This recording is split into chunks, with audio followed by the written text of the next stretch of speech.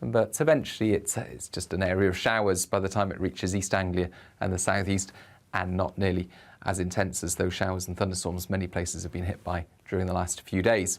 Clear spells otherwise overnight, and a warm night in the south, 15 to 18 Celsius.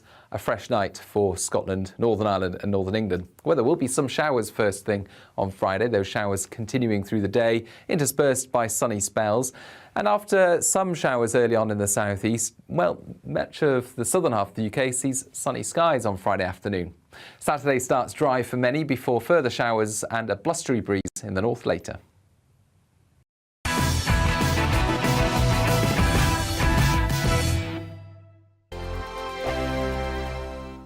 Join my show Farage, 7 p.m. till 8 p.m. Monday through Thursday. And there you will get opinion, analysis, debate, and I'll cover stories that nobody else dares to touch.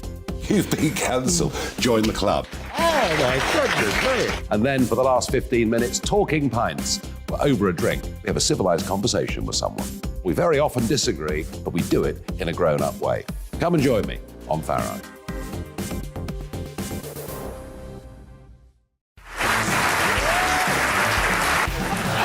My name is Andrew Doyle. Join me every Sunday evening at 7 p.m. for Free Speech Nation. This is a show where we address current affairs and news stories of the week with the help of two wonderful comedian panellists. I brought in comics because I want to give it a lighter edge, and also they work for less. See you there.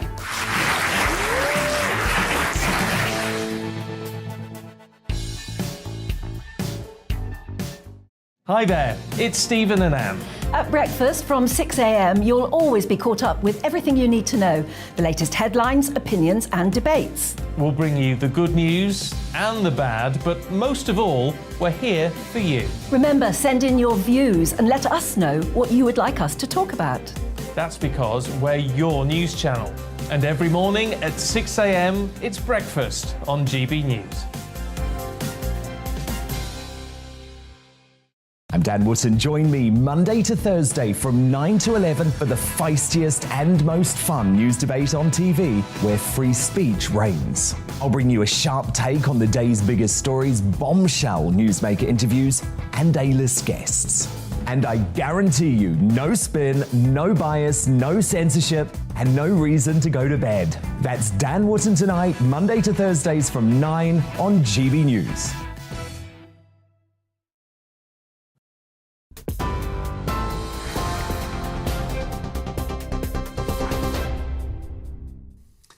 I'm Ray Addison in the GB newsroom. A manhunt is underway in Manchester after a 7-year-old girl was abducted this afternoon. Greater Manchester Police have issued 2 images of a man they urgently want to speak to about the incident and are asking anyone who sees him to call 999. Detectives say the child was taken into a wooded area in Droylsden. She was safely reunited with her family a short while later. The search continues for a knife-wielding suspect seen fleeing the scene of a fatal attack on an 87-year-old man in West London. Thomas O'Halloran was stabbed to death while riding his mobility scooter in Greenford. Police described the attack as shocking and unprovoked. An image released of the suspect shows him wearing a dark T-shirt, white baseball cap and builder's gloves. Families struggling with the rising cost of living now face a rate of inflation climbing at its fastest pace in 40 years. The Consumer Price Index reached double figures, 10.1% in July, up from 9.4% the month before. The rising cost of food is believed to be having the biggest impact. Prime Ministerial hopefuls Rishi Sunak and Liz Truss both claim they have the formula to sort out the economy. As I've consistently said, inflation is the greatest challenge facing the new Prime Minister. Now, I have the right plan to get a grip of inflation, to support the people who most need our help with the cost of living, and to grow our economy so that we never have to deal with this again. The fact is we've had 2 decades of low growth in this country. I will not continue with business as usual. I will be bold in making the change we need to help people right across our country. A director at energy regulator Ofgem has quit over concerns that it's failing to protect struggling households during the global energy crisis. Christine Farnish says she resigned because she couldn't support a decision to recover supplier costs by raising customers' prices. In an article in The Times, she claimed consumers now face having several £100s added to their bills. In response, an Ofgem spokesman said the situation has forced them to make incredibly difficult decisions. And finally, pollution warnings are in place for England and Wales as heavy rain floods sewerage systems following months of drought. More than 40 beaches and swimming pools are affected, with swimmers advised against bathing due to the water being polluted by recent downpours. Parts of the UK have seen torrential rain after weeks of intense heat waves. It follows an amber warning issued by the Met Office for fast-running floodwater in south-east England, meaning there's a danger to life. On TV, online and on DAB+ radio, this is GB News. Time now for the headliners.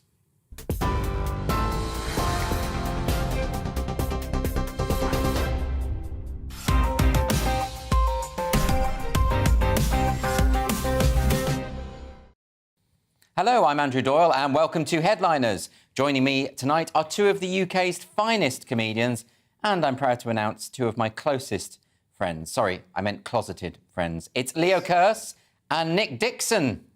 Let's take a look at tomorrow's front pages first. We start with the Daily Mail. What kind of monster kills an 87-year-old on a scooter? This is obviously the ongoing manhunt for the person who killed the 87-year-old grandfather, Thomas O'Halloran. Horrific crime there. Onto the front cover of the Telegraph. Britain has worst inflation in the G7. The Guardian leads with a cost of living crisis to trap 45 million in fuel poverty.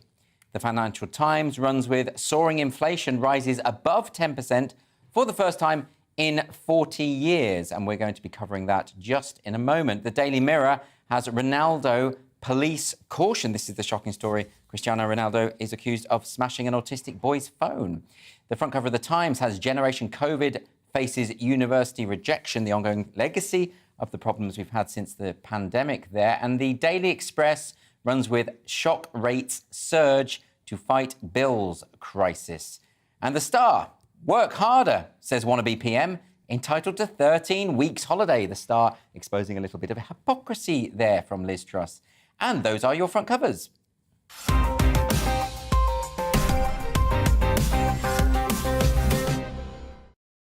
And we're going to begin with Thursday's Telegraph and inflation. Nick, your favourite topic. Love it. Britain suffers worst inflation in G7 as price surge hits 40-year high. So it's saying the UK is stung by a combination of labour shortage, surging energy bills and falling pound. And Stuart Rose, the former boss of Marks and Spencer and Conservative peer, has hit out and said no one's in charge. And he's saying that the Prime Minister's on shore leave and nobody's in charge, though he is backing Rishi, I should point out.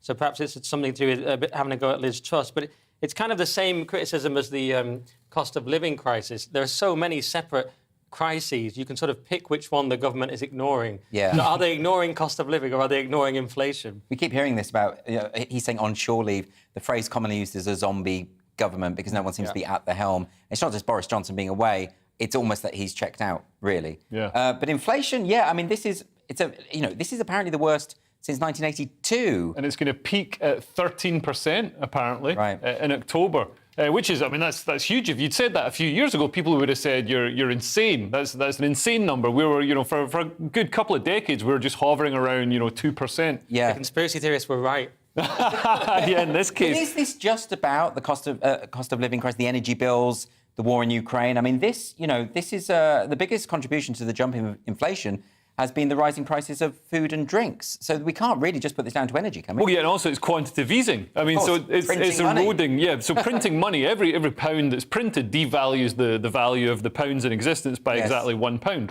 I mean, quantitative easing, we've been doing that for, it seemed like, just a benign thing to do that didn't have any ramifications. Although we'd seen it done in Weimar, Germany, we'd seen it done in Zimbabwe, and it didn't work out too well there. And I think it's like the ring in Lord of the Rings. They get addicted to using it, and it turns them. Put it back on the gold standard. Yeah, and obviously exacerbated by lockdowns, right? Because you're not producing anything, but they were still printing all that furlough money. Carry on. So, just explain to me, Leo, because you know a lot more about the economy than me.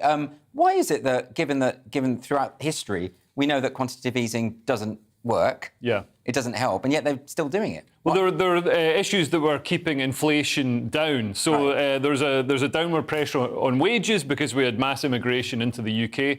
So that meant basically an unlimited supply of cheap labour for businesses, which obviously, politicians love that. They don't see the country as a country; they see it as an economy. The country is there to serve the economy rather than the economy there to serve the country. But also we had, the globalisation, the opening up of cheap trade with China. So China was making all our widgets and making them for far cheaper than we'd be able to make. And now, obviously, a lot of these developing countries have developed and have caught up. So now the stuff that's coming from India, from China, isn't as cheap as it used to be. And also it's not really coming. And there's huge supply chain issues and energy costs a huge amount. Well, maybe, will we learn the lesson now, Nick? Do you think, that our energy supplies clearly aren't robust enough to withstand a war? Right, in a foreign country. It just isn't. So we should put more things in place, right? It seems like we are finally doing that. We've been forced to on things like fracking. The only good thing is we're less dependent than Europe, aren't we? Which is not saying that much, but we're not as screwed as Germany, basically. But yeah, you're right about inflation. I'm no expert, but when the head of the Bank of England said, I'm helpless to do anything about it, that seemed like alarm bells to me. Yeah, of all the people who should be able to do something about it, it's the head of the Bank of England. Yeah. That is most definitely a worry. We're going to go to Thursday's Times now. Things got a bit heated outside a Conservative hustings last night. Leo, what's this? Yes, this is in Scotland. So BBC journalist James Cook was labelled a scumbag and a traitor. When they say labelled, they were screaming, scumbag and traitor by Scottish nationalist activists who were demonstrating outside the Conservative leadership hustings in Perth.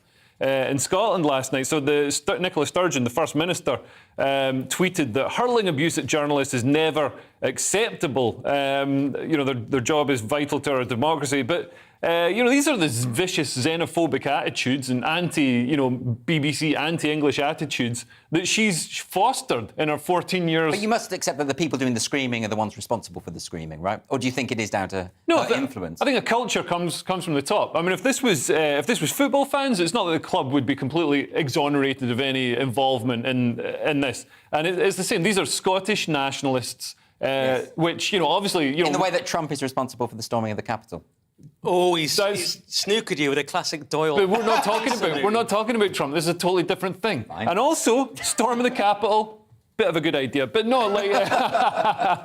No, I mean, obviously, Trump does also bear a bit of responsibility. I take your point. Politicians, I would say in that case, he doesn't bear the responsibility, but he did raise the temperature. Yeah. And politicians can raise the temperature, and that is irresponsible. Yeah, the culture starts at the top. What do you think, Nick? Well, it was a tough one for me. Scottish nationalists versus the BBC. I'm like, it's like Liverpool versus Man City. I'm like, I hate them both. No, I don't hate the Scottish nationalists. Only joking. It's like BBC. It's like trans rights activists versus religious fundamentalists. It's a tough one. Obviously, you shouldn't shout scum at people. You shouldn't call the BBC scum. It's their job to call us scum. Everyone knows that. Am I right? But obviously, yes, it was an appalling thing to do. And although I do agree with Leo, one assumes that Sturgeon has contributed to this over time. But I don't remember it in the past. I don't remember it growing up. No, that's what I was going to ask. I mean, are we now in that culture? We've seen this in Westminster. We've seen people gathering around politicians, shouting all kinds of abuse, and they're getting very scared now, and that's why they call for extra measures, so that we can't even have protests around Parliament. And we've had stabbings. I mean, David Amos, it's not so long ago he was killed by a member of the public. And I think it's going to reduce the quality of politicians we get. It doesn't look like an attractive career to go into. The only thing you really got was a bit of status, and now you're not even getting that. And right now we need better politicians because they're not fixing the problems. OK, on to Thursday's Independent now, and Labour's financial stats looking a little bit shaky, Nick. Who'd have thought? Yeah, Labour loses nearly 100,000 members and makes £5 million loss in 2021. Wow. So a lot of it comes. I know a lot of it comes from the membership fees, which fell from 19.3 million to 16.2 million. And that was not the cost of membership, which they did that thing, didn't they, when they had a £2 membership, wasn't it? Yeah. Corbyn's. What seems to have happened is a lot of those people have, I'm guessing, disappeared because they don't really like Starmer. And basically what happens with Labour is the better they do in the country, the worse they do amongst their base, because Starmer is doing OK in the country. Well, what do you think, though? I mean, is this to do with Starmer's leadership? Is this to do with the alienation of the left of the party? Is this something that... But they're the same thing, really, aren't they? I mean... no, Starmer's leadership, he represents the right of the party more. No. He's alienating and so the members leave. Especially the more far-left members who just are the nutters that...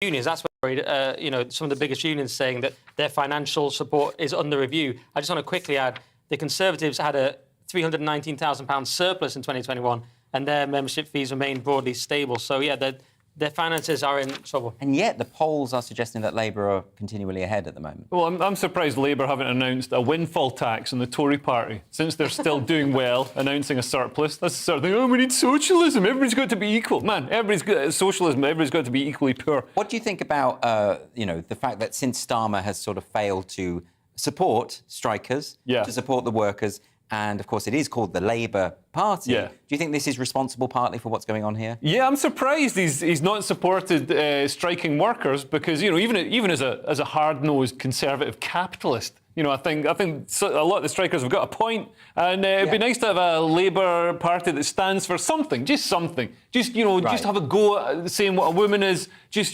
support somebody somewhere. Instead they're not, and they're not going to get many businesses coming in and offering donations like the Tory party does, doesn't he, Keir Starmer? Like even when it came to the woke politics, he took the knee, but sort of reluctantly, and he sort of dips his toes in and out of this stuff. He doesn't really know where he stands on anything. No, but this highlights the problem, doesn't it? That, like I said, the more he moves towards sort of the centre, more people will vote for him, but he'll alienate Labour Party. It's an impossible position for him, really. Yeah, it is. Thursday's Times once more. Concorde is back. This is amazing. Yeah, so this is the revival of supersonic passenger travel. So Concorde, as we know, there was a terrible accident with Concorde. When was that? 2003, was it? Nearly 2 decades ago, apparently. But they've and since then Concorde, hasn't flown. But there's a new passenger airline. So American Airlines is putting an order for 60 aircraft. That's a lot of aircraft capable of flying at 1.7 times the speed of sound. So this seats 65 to 88 passengers, which sounds roughly the same size as Concorde. It was quite a small. It was small plane, and it's already so advanced. They showed off designs at last month's Farnborough Air Show. So this could mean you can fly, because the Concorde could cross the channel in a few hours. It was an amazing machine. My understanding, according to this article, it points out actually the catastrophe was in the year 2000. 113 people died, and then it was discontinued in 2003. Right. But my understanding was that it wasn't actually the tragedy. That was just the stimulus, but it wasn't really that. It was that it wasn't making sufficient money. That was my understanding of it. Yeah. So is Concorde now commercially viable? Is this something? Well, they've obviously found some new way to it, because it's a startup, isn't it? This boom startup in Denver, and they've obviously found some new way. The exciting thing for me is it's going to bring back 3-hour transatlantic flights between London and New York, although Klaus Schwab won't let us travel anyway, but, if he did... But you're always over there, aren't you? I don't go anywhere, so I'm excited for other people. But since they brought in all the COVID passports, I was like, I'm just never going to leave the country. At least Emma Thompson and Greta Thunberg will be able to travel across the Atlantic in 3 hours. They'll be right there, bang on. Yeah, absolutely. I fly private these days anyway. Now, we're going to go over to the States now with Thursday's Guardian. I can see Nick is beginning to froth at the mouth with this one. Why don't you talk us through it? No, I'm going to make a very objective analysis. So, Liz Cheney considers run for president after Republican primary defeats. That's a lovely Guardian spin on someone getting absolutely smoked, which she did. She lost to Harriet Hageman, who was backed by Trump. It was quite a big deal because obviously Cheney, a huge name in American politics, following Dick Cheney. Is she the daughter of Dick Cheney? Isn't she? I thought she was his wife. Oh. Blimey, I need to check that. Yeah, I should check that as well. Anyway, she's definitely related to Cheney. She's got the same name. Yeah. You caught us out there on it. We'll edit that out of a live show. So the point is, she's lost, and Trump gave his endorsement to the other candidates. So it shows that the party is with Trump and not with the rhino/neocons. And crucially, only 2 out of 10 of the House GOPs who voted to impeach Trump got through. So 4 didn't run, 4 were defeated. And only 2 are actually going to get through. Because and Trump calls it a referendum on the unselects, he calls it the unselect committee. If you wanted to impeach Trump about Jan 6, that you're going to lose is the motto or the conclusion. And she compared herself to Abraham Lincoln absurdly in this speech. And Ben Shapiro pointed out an important thing. He said winning would have simply required her not to act as a front person for a Democratic committee dedicated to lumping together all Republicans and Conservatives with January 6 rioters and suggesting that anyone considering voting Trump in 2024 is an incipient fascist. And that's the point. There were people like Youngkin, there were people like Crenshaw, whereas what they're trying to say on the Cheney side is you're all fascist and evil Trump people. And actually, that's not the case. So she's too much of a loves the Democrats. Not only is it not the case, it's never a vote winner. How can we not have learned this from the basket of deplorables? I don't understand how they don't know. And some of this, I mean, you talk about the Abraham Lincoln comparison, but in the speech here, her spokesperson said, oh, yes, Liz is going to be launching an organisation to educate the American people about the ongoing threat, to educate them. The patronising rhetoric like this, no one's going to think, oh, great, I'll vote for that person then. How's that going to work? Yeah, she just comes across as a sort of proto-Hillary type. Right. And yeah, it's terrible. But I mean, I don't think it's the huge victory for Trump that you're suggesting it was. I think she would. I mean, I know what she's saying. You might say it's extreme, or she's alienating people, but she's kind of got a point as well. There's a lot of people in the Republican Party, even though they're scared to go out on a limb and actually say it, but they don't like what Trump's done to the Republican Party. They like the rule of law, they like the democratic process, and they don't like this weird cult of personality and patriotism and populism. Classic woke point from Leo. I mean, I'm a pragmatist. I'm a realist. You must concede there are those people within the party. There are those never-Trumpers. But there are then those you people can back DeSantis, because DeSantis is a kind of more sensible Trump. Yeah. You don't have to go Cheney, which is too far. Cheney's, it's basically you may as well be a Democrat. And that's what people hate. That's what Shapiro is saying. He's saying that it's not a choice between Trump or you think the election was rigged, or you're with Cheney. But I think it's healthy for parties to have, and she voted, she backed Trump's position 93% of the time. So it's not like she's some wild Corbynite, firebrand voting against the central party. She's been very against him, though, hasn't she? She's spoken out against him about this Jan 6 stuff. But in a culture where he demands loyalty at all costs, this isn't healthy either. That's not. Unlike the Democrats have got Tulsi Gabbard, who comes across as a Republican. I think it's healthy for parties to have a bit of. Well, Trump just said about her on Truth Social, Liz Cheney is a fool who played right into the hands of those who would destroy our country. Now she can finally disappear into the depths of political oblivion, where I'm sure she'll be much happier than she is right now. So he was quite moderate on it. He hasn't lost it, has he? Bring him back to Twitter, that's what I say. I do miss his comments. Oh, I miss his tweets. They were hilarious. Anyway, this one from Thursday's Guardian about arguably Salford's finest band. This is Joy Division, Leo. Yeah, so Joy Division, so they were the sort of precursor to New Order before the frontman Ian Curtis killed himself. So a mural of Ian Curtis, who was their lead singer, on Port Street in Manchester has been painted over with an advert for a local rapper called H. Wasn't he in Steps? Yeah. It's a new age. Oh, it's a new age. Okay. They can't even like recycling the same letters now. It's so unoriginal. This is written like AITCH. Oh, I see. Okay. He's writing out moved to I. Anyway, carry on. Yeah, but it's prompting an outcry that the rapper has promised to restore Was it an accident, though? the original painting. Well, so he says it's come to light that the iconic Ian Curtis mural on Port Street has been painted over with my album artwork. This is the first time I've heard of this.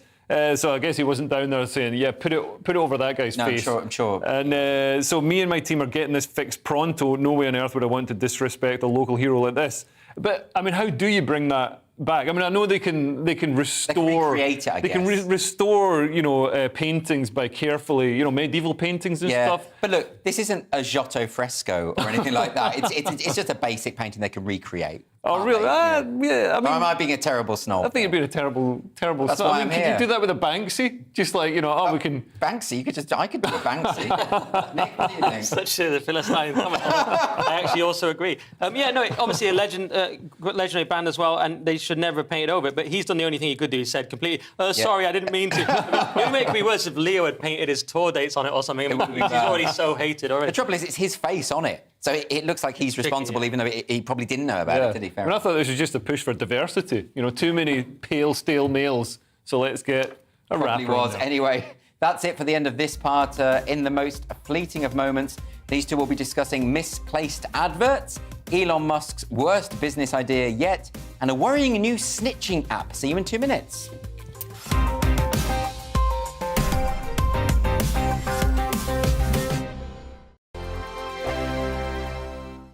Join my show Farage, 7 p.m. till 8 p.m. Monday through Thursday. And there you will get opinion, analysis, debate, and I'll cover stories that nobody else dares to touch. You've been cancelled. Join the club. Oh, my goodness me. And then for the last 15 minutes, talking pints. We're over a drink. We have a civilised conversation with someone. We very often disagree, but we do it in a grown-up way. Come and join me on Farage.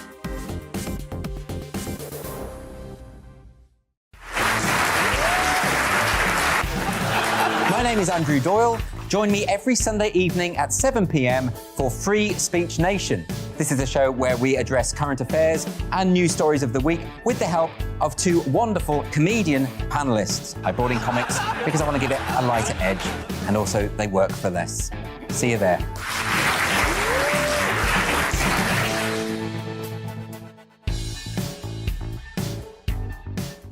Hi there, it's Stephen and Anne. At breakfast from 6 a.m, you'll always be caught up with everything you need to know, the latest headlines, opinions and debates. We'll bring you the good news and the bad, but most of all, we're here for you. Remember, send in your views and let us know what you would like us to talk about. That's because we're your news channel. And every morning at 6 a.m, it's breakfast on GB News. I'm Dan Wootton. Join me Monday to Thursday from 9 to 11 for the feistiest and most fun news debate on TV, where free speech reigns. I'll bring you a sharp take on the day's biggest stories, bombshell newsmaker interviews, and A-list guests. And I guarantee you, no spin, no bias, no censorship, and no reason to go to bed. That's Dan Wootton Tonight, Monday to Thursdays from 9 on GB News.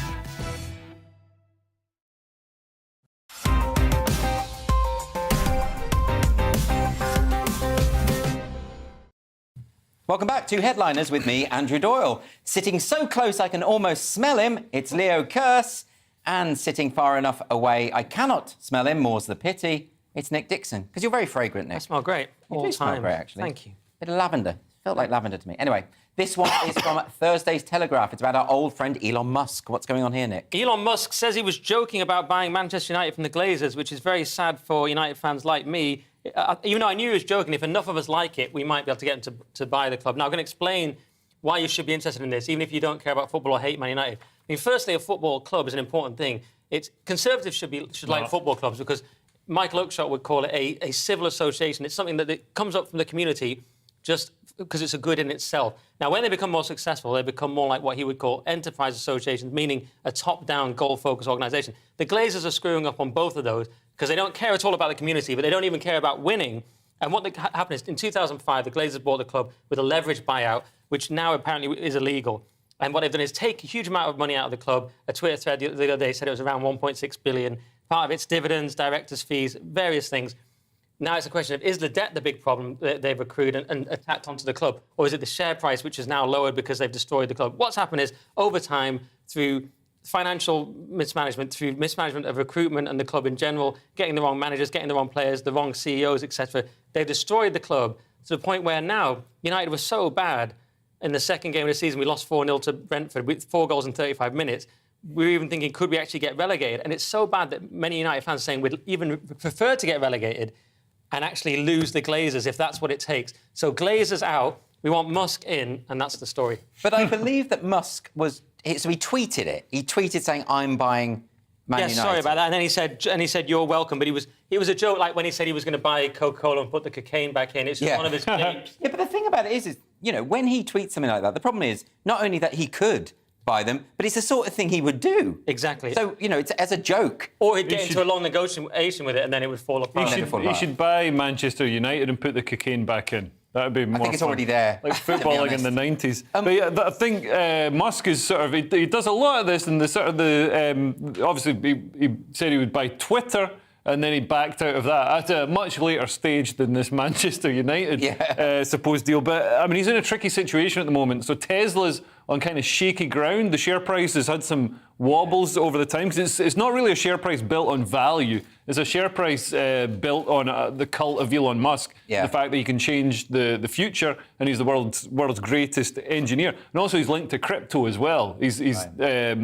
pumped a lot of crypto, and crypto's tanking at the moment. But has Nick made you excited about the capitalistic properties of football? Well, it's interesting that they came in and did that sort of asset stripping. Yeah. And that was a big problem. But there was an article in The Athletic yesterday saying actually the debt is no longer a massive problem because the interest rates used to be really high on their loans. Now they're not, and they can pay them off. But surely But then the share price has tanked to like $3 or something. Yeah. And in general, the decline, people are starting to notice, the stadium is falling apart. Listen, Man United, we dominated in the 90s and 2000s. The last time we were relegated was 1974. Everyone was shocked then. No one thought it could ever happen again. The club is in such a mess everyone knows the Glazers are parasites, and they make millions of people miserable every day, and they have to sell. The problem is, who's going to buy? We want this guy Jim Ratcliffe to buy, but he's not that bothered.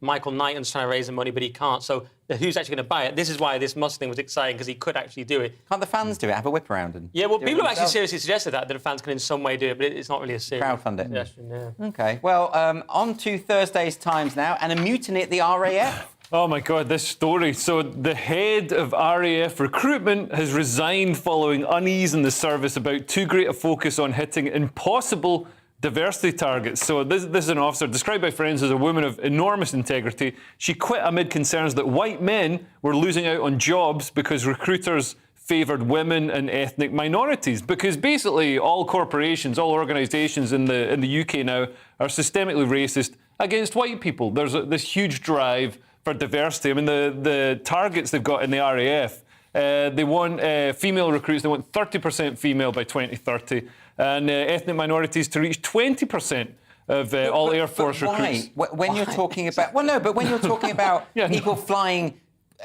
complicated aircraft, you want the best people for the job. I don't care what colour they are, what sex they are. You need a one-legged Ghanaian lesbian. And if you don't have a one-legged Ghanaian lesbian, the plane won't go as well. I know you're talking about it, and she's good, but yeah, it's look. What we've learned is that institutional racism is real. This is what this is. No one wants to call it that. For some reason, it's okay to do this to white people. I've never understood why. The RAF tweeted the other day, the RAF's doing everything it can to increase their recruiting intake from underrepresented groups. I say why, like you, they're obsessed with equity and equality of outcome rather than opportunity. Yeah. And they're so into it that they don't see that they automatically assume it's a good thing. The question is why? You can have different people go into different areas of life. We don't all it's an 87% white country or whatever it is. And yet every institution, every corporation and company an institution in general has to be totally diverse.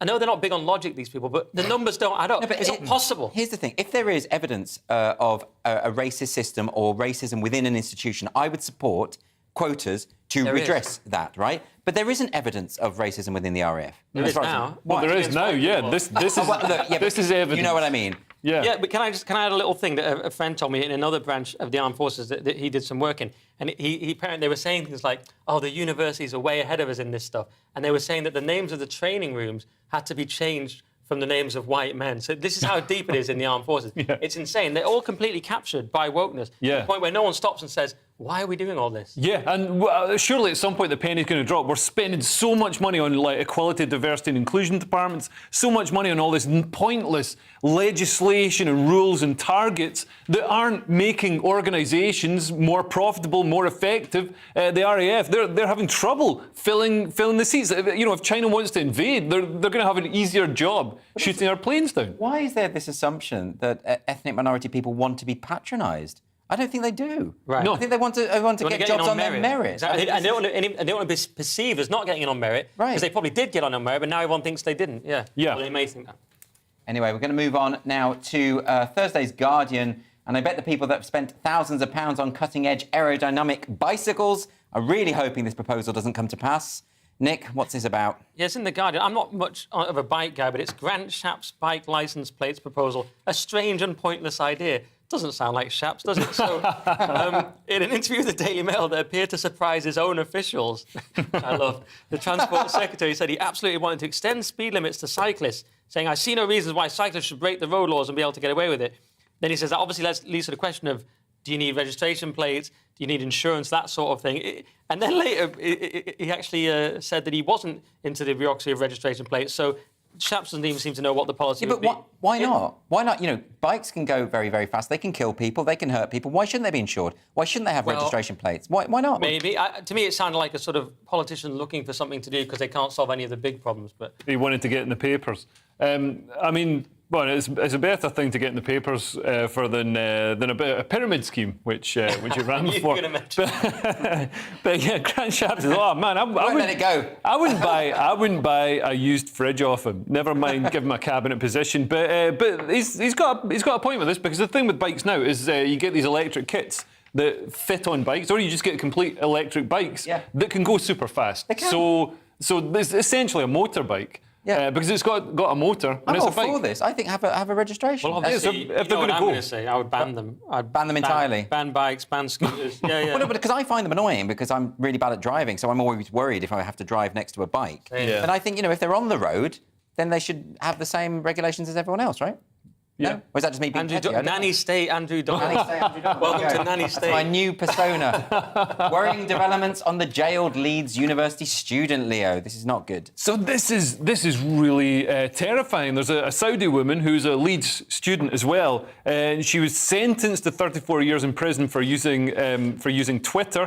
She posted a mildly critical tweet in response to a Saudi government post about a new public transportation contract. So we're not talking particularly inflammatory stuff, but she was denounced. She was apparently denounced to Saudi authorities through a crime reporting app that users in the kingdom can download to their phones. It's not even come from the authorities, it's come from someone else, a snitch. Someone else, a snitch. They're acting like woke people in the United Kingdom. Wow. They're snitching on each other.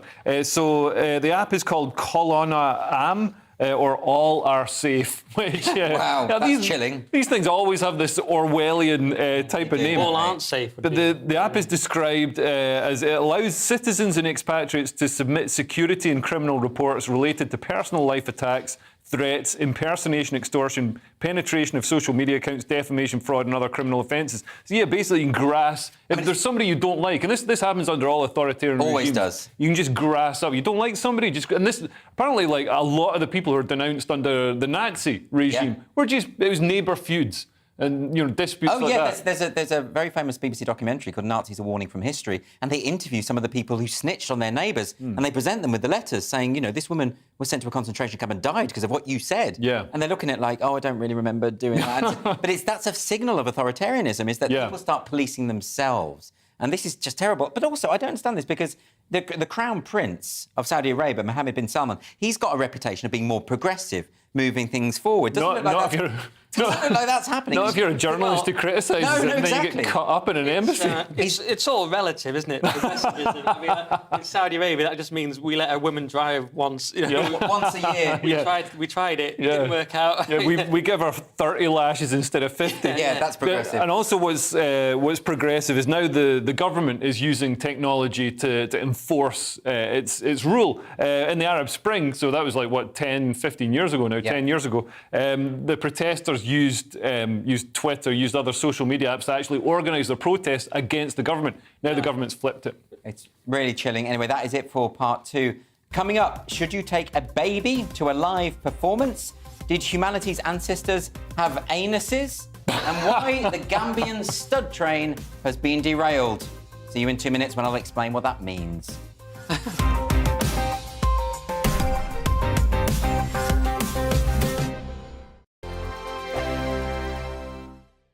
Join my show Farage, 7 p.m. till 8 p.m. Monday through Thursday, and there you will get opinion, analysis, debate, and I'll cover stories that nobody else dares to touch. You've been cancelled. Join the club. Oh my goodness me. And then for the last 15 minutes, talking pints. We're over a drink. We have a civilised conversation with someone. We very often disagree, but we do it in a grown-up way. Come and join me on Farage.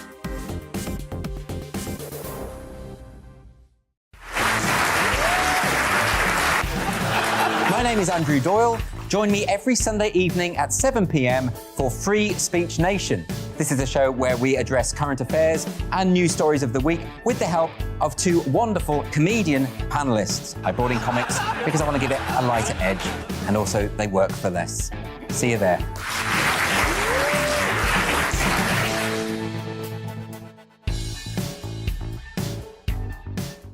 Hi there, it's Stephen and Anne.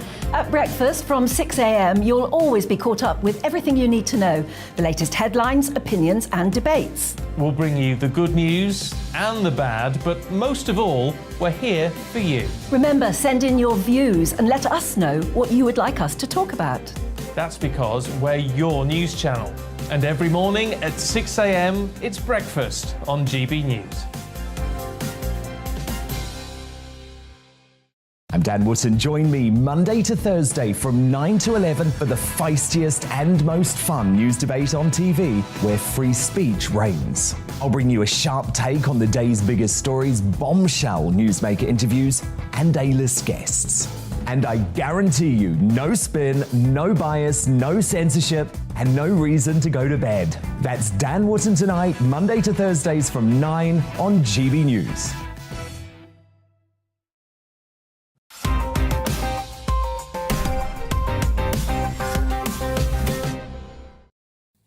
Welcome back to Headliners with me, Andrew Doyle, and also with Leo Kearse and Nick Dixon. And we're going to crack straight on with this part with Thursday's Metro. And do babies appreciate the arts enough, Nick? They don't. I've always said that. And this is Matt Ford slams parent for bringing crying baby to Edinburgh Fringe Show. They didn't do the decent thing and leave. So I saw this trending the other day. Poor Matt Ford, who's a nice guy. He said, someone brought their baby to my show last night. Sadly, it derailed large parts of it because they wouldn't do the decent thing and just leave when it started crying. I get that it must be tough as a new parent, but please don't bring babies to adult shows. It's always a problem. Someone hit back on Twitter, says, as long as you realise this is incredibly sexist, as young breastfed babies can't be left at home. So, number one, don't go. If you breastfeed, you can stay at home. Number two, how dare you assume that it's sexist? A man can breastfeed now, and we all know this. So that's just on that tweet. But look, anyone who's done stand-up, which we all have, it's a nightmare. You can't have, especially if you have a rhythmical, musical, sort of nuanced style like me, you can't have people just... Leo's more of a sort of sledgehammer approach. But yeah, yours is like poetry. It is. I've got punchlines. It is. Mine's a sort of music, and you can't have people just... Babies crying. Even a child in the audience makes you uncomfortable because you're like, how have they got in? They're too young. And then the parent will say, oh, I don't mind. Yeah, well, I do. And sometimes at Edinburgh, which I'm never going to do again, but you put an age limit, I'll put like 14 or 16 or something. So which this would have had an age limit, I think it says it did, 14 plus years. So it's really rude is what it is. And I did a gig recently, and it was a big gig. There were sort of like 700-800 people there, and there was a crying baby. And I had to deal with it. I had to deal with the baby like it was a heckler. Was that trigonometry? It wasn't. It was the Association of Babies. It wasn't. It was. Well, there was one at trigonometry, funnily enough. Oh, was there? Yeah, yeah. I mean, it winds me up because now look, it's not sexist at all. As Julie Bindel, the feminist, pointed out on Twitter today, she said, men "This could is have about babies. this is about middle class entitlement." Right. That's what it's about, right? Creasy-esque. Yeah, I don't know. I think there's a population crisis, and we're not going to encourage people to have babies if they can't go and see Edinburgh Fringe shows. I think people who have... A stand-up comedian is pro-babies interrupting. Yeah, I am. I think, you know, if they paid for a ticket, if that's an extra 12 quid for me, then yeah, I'm happy to have babies there. I think anybody... Leo's style is basically shouting. He can shout down any baby. Exactly, I can deal with the baby. Well, OK, you can put the baby down, but the baby won't understand your put-downs. You know, so it's not going to... Down? I don't mean... Well, people were giving Jerry Sadowitz, people were criticising Jerry Sadowitz for exposing himself, and I think that's one way comedians can make sure that parents don't bring children in. But if they had, that would have been even worse, wouldn't it? Yeah. I think just don't be selfish. If you've got a baby, stay at home. Or go to Leo's show, because he doesn't mind. I don't mind, yeah. Just give me money. But there are those gigs where you can have a baby gig. There are people who where you can bring your baby. It's like baby screenings. Yeah, it's not like you can't see a stand-up if you have a baby. There are even relaxed performances of theatre runs and all sorts of things. So just, be fair. But also, it's quite amusing, isn't it, that Matt Ford's like the least offensive comedian ever. And now no one's free from the cancel culture. I don't think he's been cancelled, has he, Nick? He's cancelled. No. He'll never work again. I think the baby's This is what cancelled. I think you think, but he's just being criticised on Twitter, which happens to all of us. Anyway, on to Thursday's Mail. And the three of us collectively breathed a sigh of relief before the show when we read this headline. Yeah, so in 2017, I don't know if you remember, but there was a study that concluded that a microscopic creature with no anus that resembled an angry minion, sounds like Nick Dixon, was the earliest human ancestor. But they've done new research that found that this spiky, wrinkly sack named Saccaritis, still sounds like Nick Dixon, is not in fact related to humans. Sounds even more like Nick Dixon. Well, look, we have a picture so we can judge whether it's like Let's have a look. Well, I mean, actually, there's a That's Nick Dixon at Pride. There's a certain resemblance. I mean, not a close resemblance. So it's more resemblance of attitude, I think. So they thought spikiness. Yeah, they thought the pores around its mouth were gills. So that would have made it more human. That would have meant it was in the Deuterostomia animal group from which we emerged. So we've obviously evolved. I wouldn't want to be descended from that. Yeah, to be honest, that would make me. That would upset me. They changed their mind all the time. They thought it was gills, now it's spines.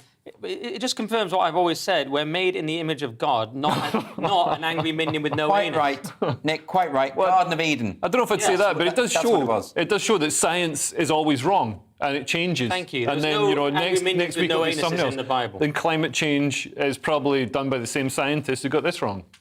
Right, we're going to move on now. And who better to talk about this one from Thursday's Mail than our resident dating expert, Big Dog Nick Dixon? Who writes this stuff? I wrote that one. But, yeah, single women should be dating men 10 years older than them, says controversial relationship coach who claims he has the perfect recipe for scoring a date. This is Jack Maddock. He's you'll know him. He's a relationship, Australian, I think, relationship expert. Thing is, he's a little bit milquetoast on it because I was expecting this to be controversial, but actually he just says an older man is likely to be less commitment phobic and have a more mature viewpoint. That's why he thinks it works. What I thought he was going to say, and by the way, he cites Alec Baldwin as an example because he began dating Hilaria Thomas when he was 53 and she was 27. I tend not to follow Alec Baldwin with my life choices in general.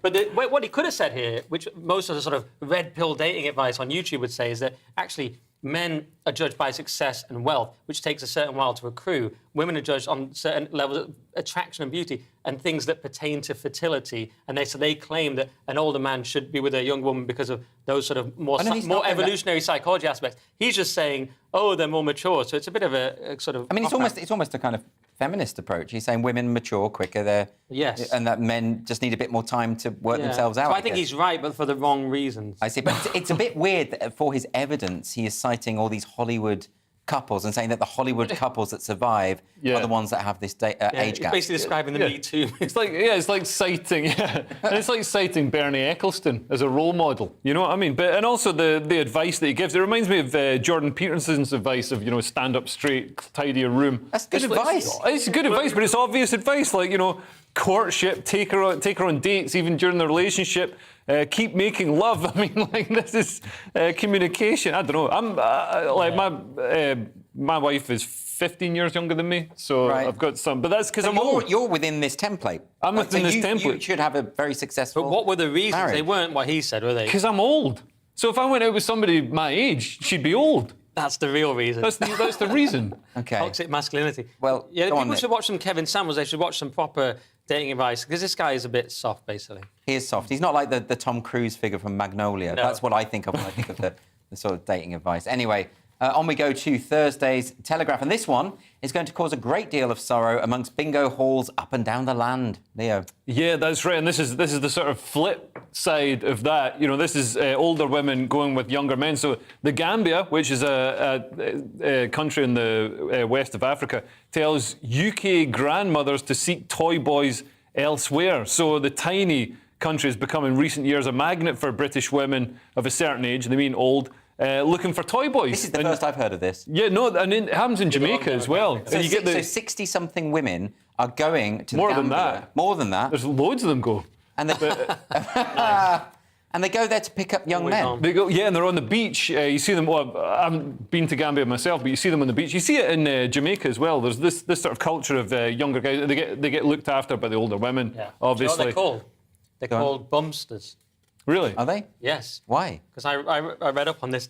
Not sure, but I thought that alone would be interesting enough. Yeah, I don't know. They go up and down trying to find these women, and they're trying to crack down on it now, aren't they? Yeah, they want to get they say, which doesn't sound very sex positive. They're saying they don't want these older women coming and preying on these young women. Because this article talks about how the government's considering introducing laws to arrest these younger men who are going after these older women picking up the younger men. Why? Yeah, they think it gives a bad image to their country. But to be fair to the bumsters, they can earn so much more than they otherwise could. They can earn a month's wages. I think just let people get on with it. If it's adults who are choosing to do this, why is it anyone else's business? I think the opposite. Ban it. Is that right? Yes. But it's because you're so sort of sexually uptight. Yes, ban everything. It seems a bit of a shame. Back to the 50s. It seems a shame to ban it. If they're both happy with it, why just let them do it? It's a win-win. The men are getting money, the women are getting whatever. Yeah. Enjoy company. That's what companionship. Company. Thursday's Sun now, and we all knew Chris Hemsworth is a talented actor, but I think most of us underestimated his work on evolutionary genetics. Not me, I knew.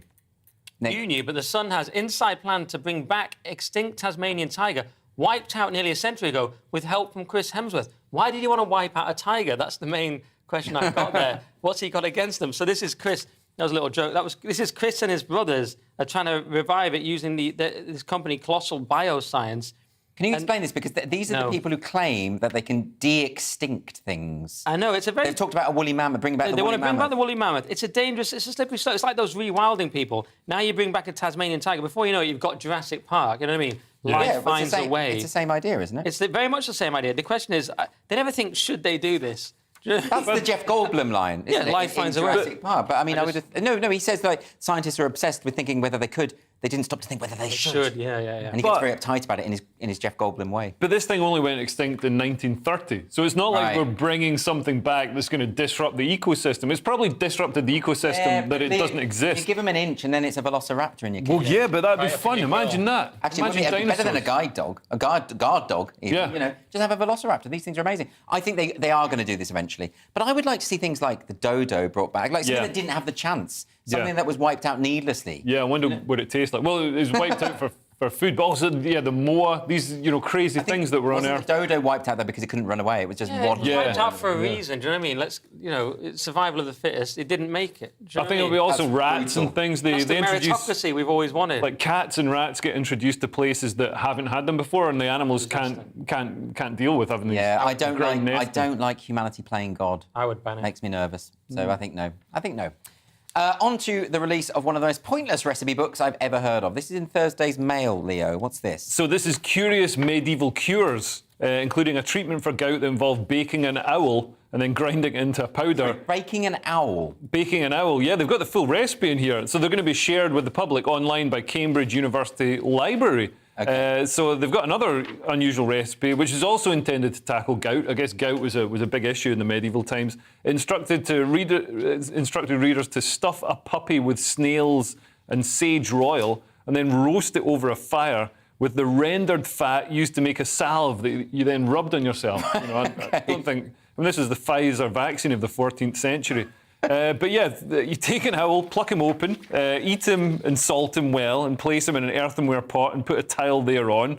Place it in a hot oven and bring it out. Look whether the owl is ready to make powder, and beat the owl to powder and temper it with boar's grease. I think that was a spell Leo just did there. Yeah. I don't think they're recommending these as recipes to actually cook. I think they're saying, look, isn't this interesting that in the medieval period we did this kind of thing? Is that... It's just breaking now. Yeah, how come people look at Jerry Sadowitz and think everything that he says is an explicit instruction and literal, it's something to be taken as literal truth? But this isn't. I think this is going to lead to owls being powdered up and down the country. I don't think you could powder an owl. You could if you baked it in an earthenware pot. Is that how it works? And then you got to want it enough. You do.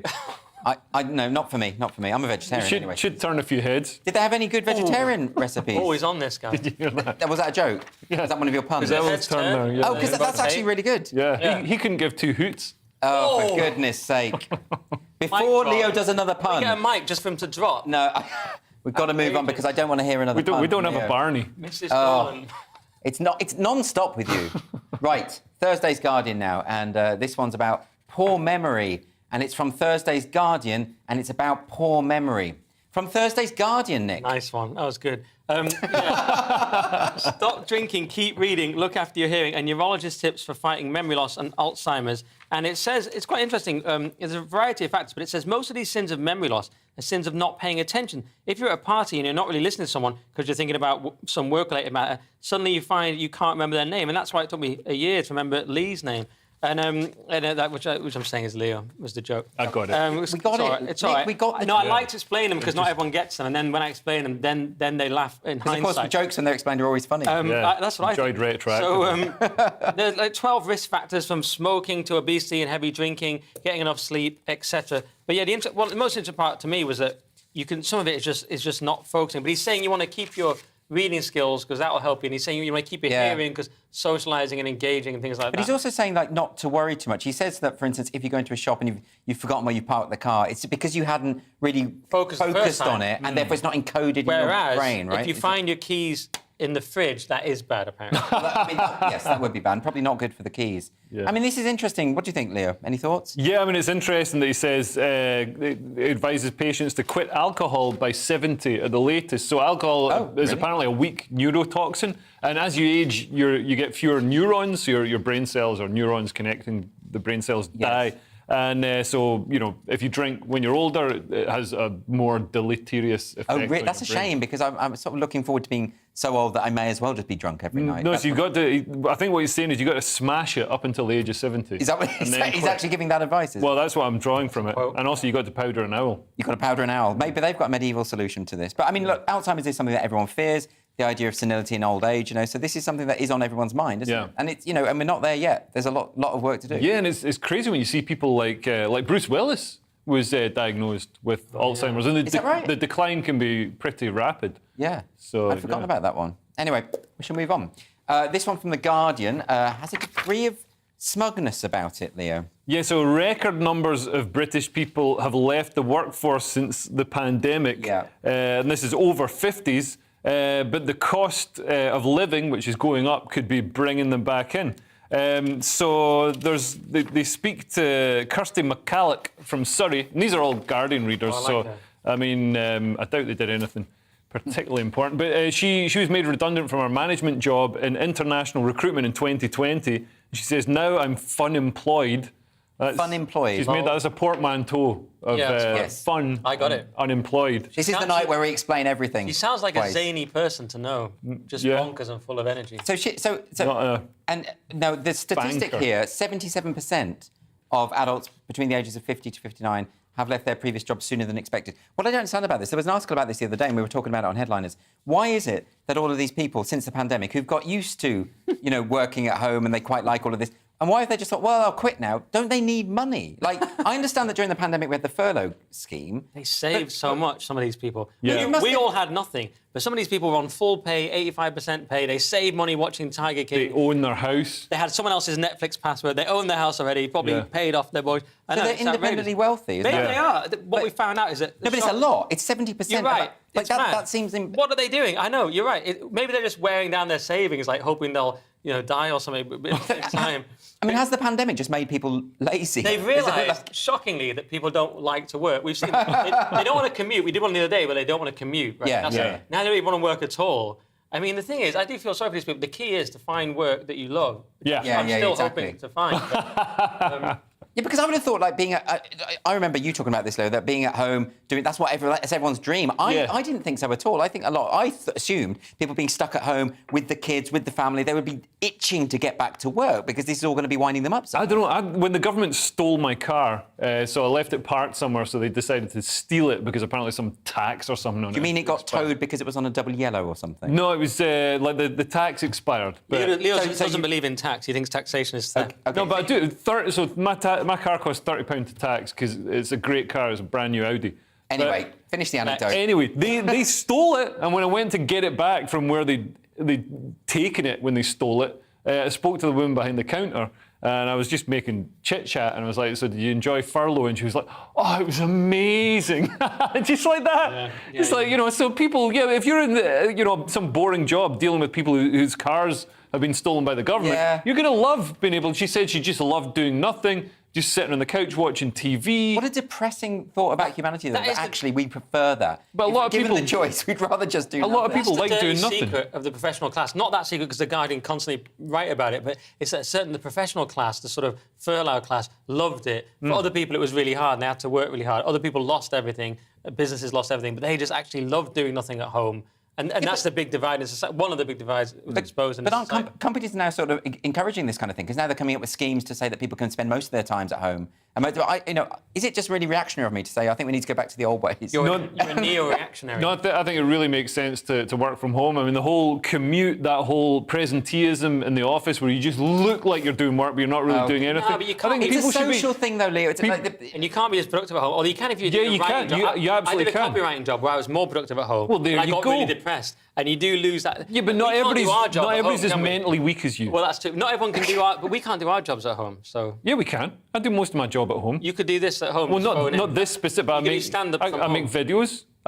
He did do stand-up from home. He did it over Zoom. Yeah. I don't know. You should work from home. Yeah, you should. You should. A lot of people in the You office should, have but been most saying people, that. most people shouldn't. You should stay at home. I think we've just got time to squeeze in this story. This is the Daily Star and a novel population control method, Nick. Yeah, we can fit this in because it's more of a PSA anyway. If you're in Vancouver, look out for wolves because a pack of wolves are on the loose after escaping zoo. Someone cut a hole in the fence deliberately, probably one of these animal rights nuts or rewilding freaks. So now these wolves are out, and many of them are still at large. Wolves live in Canada, so this is just like releasing squirrels from London Zoo. There's just some extra wolves about the place. Yeah, but these are wolves that are used to being in captivity, so they're full of rage. Right. And they're urban wolves. They're probably very scary wolves. But it looks like you say, some activists have done this. Oh, yeah. And they actually don't know how many wolves should be there. But it's terrifying. So, look, if you're out there in Vancouver watching the show, watch out for wolves. That's our message for tonight. Anyway, thanks for joining me. Thanks to my guests, Leo and Nick. And Headliners is back tomorrow at 11 p.m, where Josh Howie will be joined by Dane Baptiste and Leo.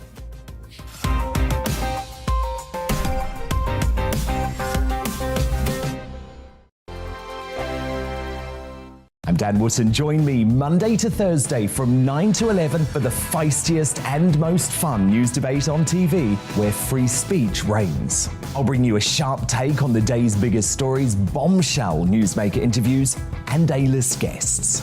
And I guarantee you, no spin, no bias, no censorship, and no reason to go to bed. That's Dan Wootton tonight, Monday to Thursdays from 9 on GB News.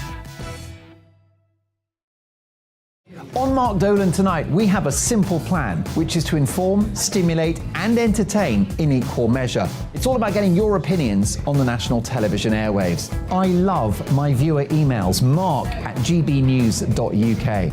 So do join me from 9 p.m. to midnight every Friday, Saturday and Sunday for big guests, big opinions and a big presenter. 6'5", don't you know? See you then on GB News. Join my show Farage, 7 p.m. till 8 p.m, Monday through Thursday. And there you will get opinion, analysis, debate, and I'll cover stories that nobody else dares to touch. You've been cancelled. Join the club. Oh, my goodness me. And then for the last 15 minutes, talking pints. We're over a drink. We have a civilised conversation with someone. We very often disagree, but we do it in a grown-up way. Come and join me on Farage.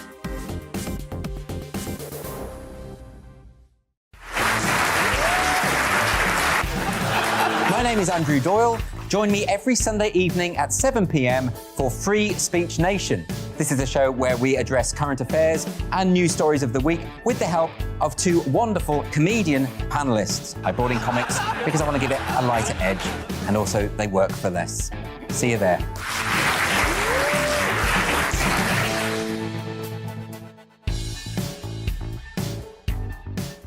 Hi there, it's Stephen and Anne.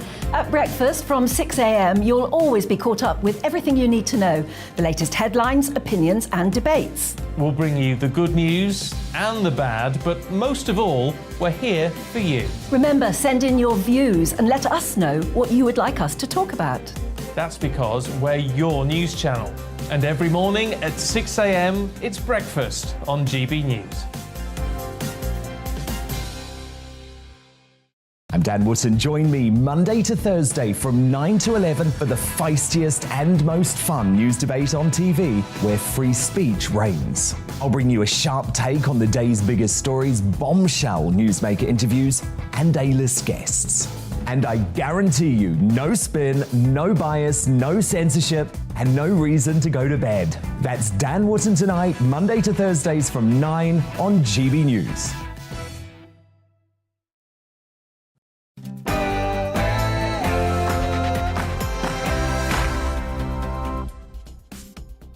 In a couple of minutes, you will see the best footage ever taken from a northern French beach. It explains exactly what is going on, how the criminal gangs operate.